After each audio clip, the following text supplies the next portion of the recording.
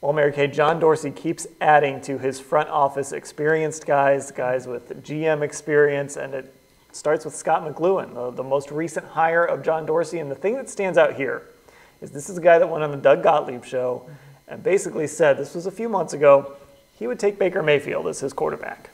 Well, you know what? That's in line with some of the things that I was hearing at the Senior Bowl. I had been hearing that there was someone that John Dorsey trusted very much that was really advising him to draft Baker Mayfield. Now we know that that was Scot McCloughan. We know it's true. He loves Baker Mayfield, or at least he did in October.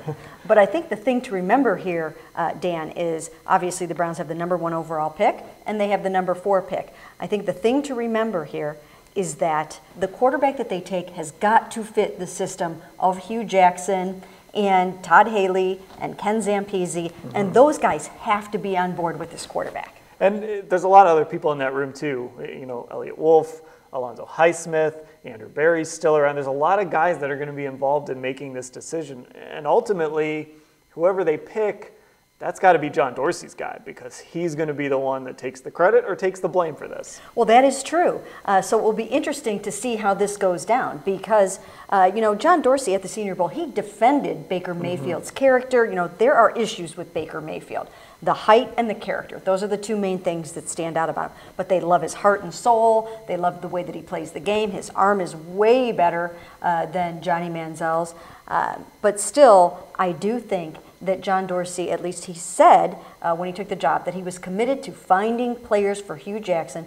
And if Jimmy has them committed to Hugh Jackson, I think that they need to find the guys that he's going to want to coach and play. So that adds a twist here. And as we learned at last year's Combine, Hugh Jackson kind of drew a line at 6'2". Now, he backed off of that after this past season, but he did sort of draw a line at 6'2". At the same time, John Dorsey took sort of an untraditional quarterback as one of his last picks in Kansas City when he traded up to get Pat Mahomes.